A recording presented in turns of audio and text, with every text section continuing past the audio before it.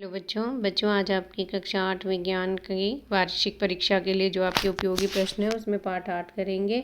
पाठ 8 का जो नाम है वो है बच्चों बल तथा दाब। तो बल तथा दाब लेसन के अब हम लोग महत्वपूर्ण प्रश्नोत्तर जो आपके लिए परीक्षा में महत्वपूर्ण हो सकते हैं उनको देखते हैं। तो देखिए बच्चों, यहाँ पर जो पहला प्रश्न है बल क्या होता है। ठीक है, तो बल किसे कहते हैं बच्चों? जैसे कोई धक्का लगाना को कहेंगे अपकर्षण।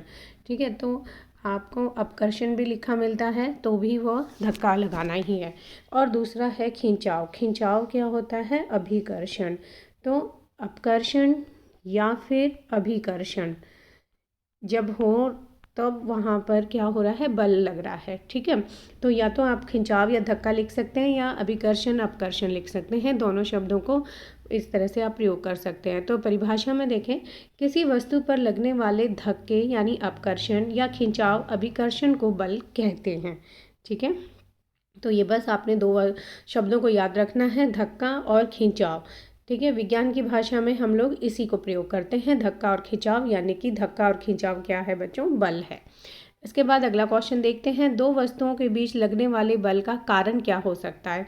तो देखें, जब भी कोई दो वस्तुएं के बीच में बल लग रहा है उनके बीच में जो अनोन्य क्रिया होती है, अनोन्य क्रिया जो होती है उसी के कारण वहाँ पर बल लग रहा होता है। ठीक है, तो दो वस्तुओं के बीच में लगने वाले बल का कारण क्या होगा बच्चों? अनोन्य क्रिया। तो ये अंडरलाइन जैसे ही कर दिया है आपके लिए, तो ये आपका आंसर। तो जो आपका आंसर होगा बच्चों वो क्या होगा? अनोन्य क्रिया। ठीक है, तो आप ये अनोन्य क्रिया याद रखेंगे।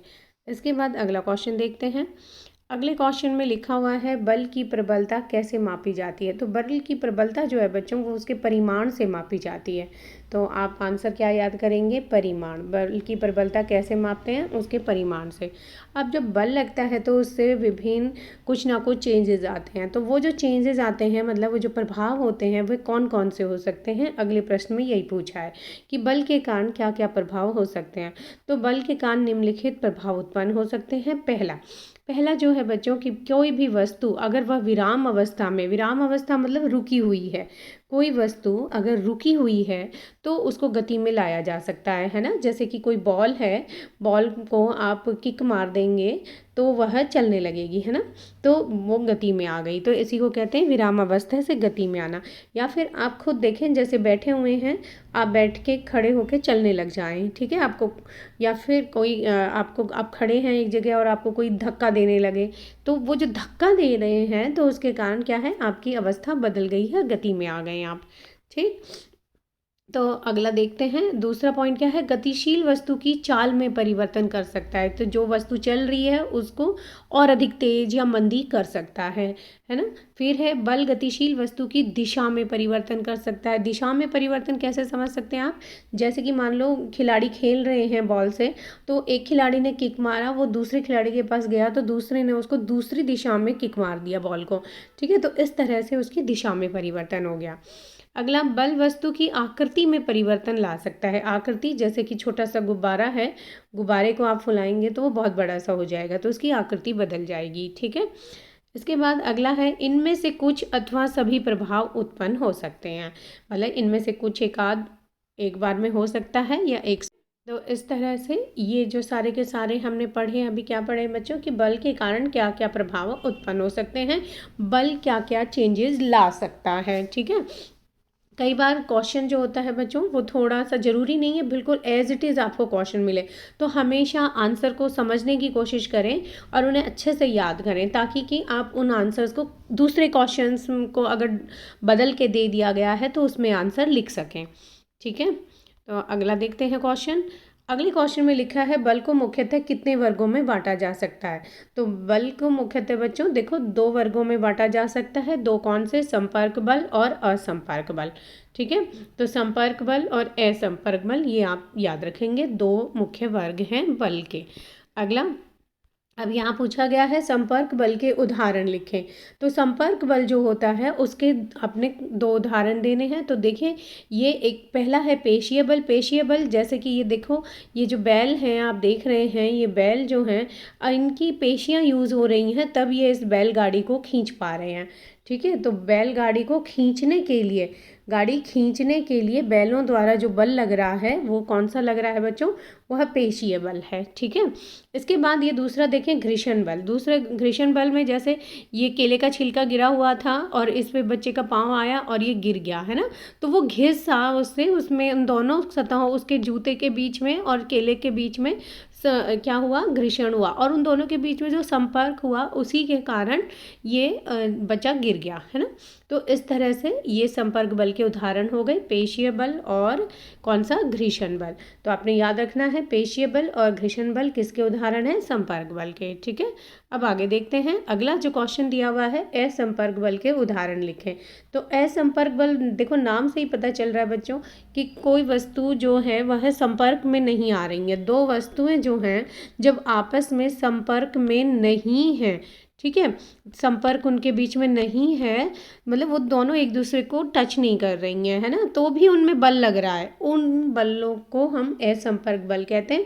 तो उसके उदाहरण कौन कौन से हो गए, चुंबकीय बल जैसे, फिर स्थिर वैद्युत बल और गुरुत्वाकर्षण बल। तो चुंबकीय बल जो है वो चुंबकों द्वारा लगता है, ये आप देख रहे हैं, ये आपका चुंबकीय बल है। ठीक है, ये पहला वाला हो गया। चुंबक जो हैं आप दूर दूर रहकर भी एक दूसरे को आकर्षित या प्रतिकर्षित करते हैं, या लोहे को वो आकर्षित कर लेते हैं। दूसरा है स्थिर वैद्युत बल, जब एक आवेशित वस्तु दूसरी आवेशित या अनावेशित वस्तु को अपनी तरफ आकर्षित कर रही है तो वहाँ पर स्थिर वैद्युत बल लग रहा है। इनमें प्रतिकर्षण भी हो सकता है, आकर्षण भी हो सकता है। ठीक है, इसके बाद है गुरुत्वाकर्षण बल। गुरुत्वाकर्षण बल जो है जैसे पृथ्वी और चंद्रमा के बीच में लगता है ना, हम लोगों के भी बीच में है, पृथ्वी सभी को एक गुरुत्व बल से अपनी तरफ आकर्षित करती है ना। तो ये पृथ्वी हो गई, ये चंद्रमा है ना, चंद्रमा हमारी पृथ्वी के चारों तरफ घूमता रहता है, तो वो किस कारण, गुरुत्वाकर्षण बल के कारण। ठीक है, तो ये आपका गुरुत्वाकर्षण बल हो गया। तो इस तरह से असंपर्क बल जो है बच्चों, यहाँ पर आप ध्यान दें कि जो असंपर्क बल है उसके ये तीनों उदाहरण हैं। इन तीनों के लिए आप फिर और उदाहरण दे सकते हैं कि जैसे ये चुंबकीय बल चुंबकों द्वारा, स्थिर वैद्युत बल जो है वो कौन सा होता है, आवेशित और अनावेशित वस्तुओं द्वारा, गुरुत्वाकर्षण बल गुरुत्व बल के कारण होता है। ठीक है, तो इस तरह से आप का ही क्वेश्चन पूरा होता है। अगला क्वेश्चन, अगले क्वेश्चन में स्थिर वैद्युत बल का ही पूछा हुआ है। तो अभी हमने पीछे पढ़ा था स्थिर वैद्युत बल का, तो वही लिखा है यहाँ, एक आवेशित वस्तु द्वारा किसी दूसरी आवेशित या अनावेशित वस्तु पर लगाया गया बल जो है वो स्थिर वैद्युत बल कहलाता है। तो जैसे दो गुब्बारे जो हैं उनको आपस में आप रगड़ रहे हैं तो उनमें आवेश उत्पन्न होता है, तो वहाँ भी क्या है, स्थिर वैद्युत बल है। इसी तरह से अभी आपने देखा दो स्ट्रॉ जो हैं उनको आपस में रगड़ कर, मतलब कि एक स्ट्रॉ को मान लो आप कागज़ से भी रगड़ रहे हैं तो दूसरी स्ट्रॉ को उसकी तरफ आप आकर्षित कर सकते हैं। परंतु देखें दोनों स्ट्रॉ को अगर कागज़ से, मतलब कि इस स्ट्रॉ को आप दूसरी स्ट्रॉ से रगड़ कर आपस में पास लाते हैं तो वो एक दूसरे को प्रतिकर्षित करेंगी। ठीक है, तो इस तरह से इनमें पर है क्या, आवेशों के कारण, मतलब जहाँ स्थिर आवेशों के कारण आपका विद्युत उत्पन्न हो रही है, ठीक है, तो वहाँ पर आपका क्या लग रहा है, स्थिर वैद्युत बल। ठीक, इसके बाद अगला है क्वेश्चन दाब। दाब क्या है, तो दाब देखो बच्चों, किसी पृष्ठ पर प्रति एकांक क्षेत्रफल, मतलब कि जो बल है वह किसी क्षेत्रफल पर लगना है और वो क्षेत्रफल कितना है, एकांक यानी एक इकाई। ठीक है, उस पर लगने वाला जो बल होता है किसी क्षेत्रफल के एकांक पोर्शन पर, तो उसको दाब कहा जाता है। अब आप बच्चों देखें यहाँ दाब है, जब सूत्र लिखा है तो दाब बराबर बल अपॉन में क्षेत्रफल, तो क्षेत्रफल जो है इसके नीचे आ रहा है और बल ऊपर, तो दाब और बल में संबंध क्या हुआ कि जितना आप बल बढ़ाएंगे उतना दाब भी बढ़ेगा, है ना। और क्षेत्रफल का इसका उल्टा होगा कि जितना क्षेत्रफल आपका कम होगा दाब उतना ही ज़्यादा होगा। तो अगले क्वेश्चन में देखो यही आपको समझाने की कोशिश की गई है कि पृष्ठ के क्षेत्रफल और दाब में क्या संबंध है। तो आप देखें पृष्ठ का क्षेत्रफल जो है वह जितना कम होगा उस पर दाब उतनी ही अधिक होगी, या आप उल्टा भी कह सकते हैं कि जब आपका पृष्ठ का क्षेत्रफल जो है वो अगर अधिक होगा, ठीक है, अगर पृष्ठ का देखें आप इस तरह से समझें इसे, क्षेत्रफल जब कम होगा तो दाब जो है वह अधिक होगी। दोनों क्योंकि विपरीत में उल्टे हैं, इस फार्मूला जो है उसमें दोनों एक दूसरे के ऊपर नीचे आ रहे हैं, उल्टे हैं, इसलिए एक चीज़ कम होगी तो दूसरी बढ़ेगी। ठीक है। और अगर इसका उल्टा करें आप, जैसे क्षेत्रफल जो है अगर आपने बढ़ा दिया, क्षेत्रफल अगर अधिक होगा तो जितना अधिक आपका क्षेत्रफल है तो दाब आप उतनी ही कम लगा पाएंगे। ठीक है, उस पर दाब जो है कम पड़ेगी। अब देखें इसके उदाहरण देखते हैं जहाँ पर क्षेत्रफल कम होता है। तो पहले क्षेत्रफल कम का उदाहरण देखते हैं। जैसे मान लें आप क्या क्षेत्रफल कम के लिए आप क्या ले सकते हैं, कोई कील। ठीक है, आपकी कील जो होती है बच्चों वो इस तरह से नोकीली कील होती है। ठीक है, तो नोकीली कील है तो जहाँ नोकीला सिरा है वहाँ उसका क्षेत्रफल कम होगा। उसको आपने दीवार में ठोकना है तो आप पीछे हथौड़ा जो है वो यहाँ पे इस पोर्शन पे मारेंगे। तो नोकीली कील का क्षेत्रफल कम है तो वहाँ दाब उस पर ज़्यादा पड़ेगी और वो आसानी से अंदर चली जाएगी।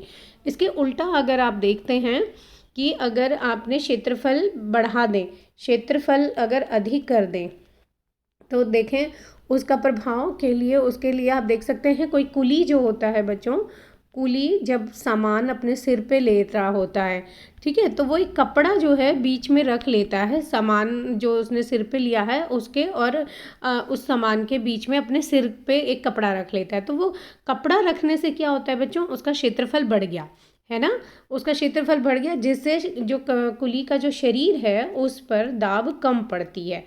ठीक है, वहाँ पर शरीर पर दाब कम हो जाएगी तो उसे बोझ कम लगता है। ठीक है, तो इस तरह से आप समझ गए होंगे कि जो दाब है और क्षेत्रफल है उसमें क्या संबंध है, कि जितना पृष्ठ का क्षेत्रफल कम होगा दाब उतना ही अधिक होगा। ठीक है, तो जैसे उदाहरण भी दे दिया है कि कील के नुकीले सिरे का क्षेत्रफल कम होता है इसलिए उससे कम दाब लगाकर दीवार में ठोका जा सकता है। ठीक है, तो वहाँ पर आपका जो दाब आप थोड़ा सा लगाएंगे वही ज़्यादा महसूस होएगा और काम हो जाएगा। अगले क्वेश्चन में लिखा है द्रव तथा गैसों द्वारा दबाव या दाब कहाँ पर लगता है। तो देखें द्रव जो चीज़ें होती हैं उनका अपनी कोई आकृति नहीं होती है। जैसे आपने इस बर्तन में किसी द्रव को डाल दिया तो ये इसी की आकृति ले लेगा। ऐसे ही अगर मान ले आपके पास कोई गैस है और आपने उसको इस तरह से किसी सिलेंडर के आकृति के उसमें डाल दिया तो वो जो गैस है आपकी वो उसी का आकृति ले लेगी। तो इनकी अपनी कोई आकृति नहीं होती। आकृति ना होने के कारण जिस बर्तन में इनको डाला जाता है ये उसकी दीवारों पर पूरा दाब डालते हैं और बराबर दाब डालते हैं। ठीक है, तो वही आंसर है। द्रव तथा गैसों की स्वयं की आकृति नहीं होती इसलिए जिस बर्तन में डाले जाते हैं उसकी दीवारों पर दाब डालते हैं। तो ये ध्यान दें आप कि ये सभी मतलब जो दीवार हैं उन पर दाब डालेंगे। द्रव में बच्चों जैसे जल हो गया, गैस में आपकी कोई भी गैस हो सकती है, हाइड्रोजन, ऑक्सीजन, जैसे वायु, है ना, इस तरह से। तो अगला क्वेश्चन देखते हैं हम। अगले क्वेश्चन में जो लिखा है वायुमंडलीय दाब किसे कहते हैं। तो वायुमंडलीय दाब जो होता है बच्चों वो हमारी वायुमंडल में जो वायु है उसके द्वारा लगाए गए दाब को ही वायुमंडलीय दाब कहते हैं। और एक इकाई क्षेत्रफल के वायु स्तंभ पर लगने वाला गुरुत्व बल वायुमंडलीय दाब के बराबर होता है। जैसे ये यहाँ पर दिया हुआ है ये चित्र, इससे आपको समझ आ जाएगा। अगला क्वेश्चन देखते हैं। अगले क्वेश्चन में जो लिखा है रिक्त स्थानों की पूर्ति कीजिए, ये आपके अभ्यास के प्रश्न हैं बच्चों। तो कुएं से पानी निकालते समय हमें रस्सी को क्या करते हैं हम लोग, खींचना पड़ता है।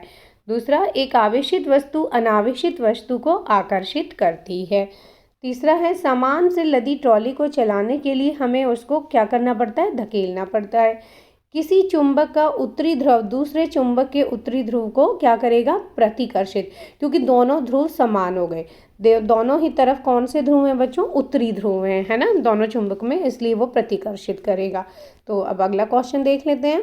अगले क्वेश्चन में है एक औजार बनाते समय कोई लोहार लोहे के गर्म टुकड़े को हथौड़े से पीटता है। पीटने के कारण लगने वाला बल लोहे के टुकड़े को किस प्रकार प्रभावित करता है। तो देखिए ये अभ्यास के प्रश्न हैं आपके। तो यहाँ पर इसका आंसर देख लेते हैं अब कि हथौड़े से पीटने पर लोहे के गर्म टुकड़े की आकृति बदल जाएगी। बिल्कुल ठीक बात है, जब हथौड़े से आप गर्म लोहे को पीट रहे हैं तो उसकी आकृति तो बदलेगी ही। इससे लोहार को अपनी मनचाही आकृति बनाने में आसानी हो जाएगी। अतः लोहे के टुकड़े पर बल लगाने से लोहार ने उसकी आकृति में परिवर्तन किया। तो क्या परिवर्तन हुआ, उसकी आकृति में परिवर्तन हुआ। ठीक है, तो लोहे के टुकड़ा की आकृति बदल जाएगी कि जैसे मान लो उसने बाल्टी की आकृति देनी है तो वो उस आकृति को बना सकता है फिर, है ना। तो इस तरह आकृति में परिवर्तन हो गया। अगला देखते हैं, किसी उपग्रह को इसकी कक्षा में प्रमोचित करने के लिए किसी रॉकेट को ऊपर की ओर प्रक्षेपित किया गया। प्रमोचन मंच को छोड़ने के तुरंत बाद रॉकेट पर लगने वाले 2 बलों के नाम बताइए।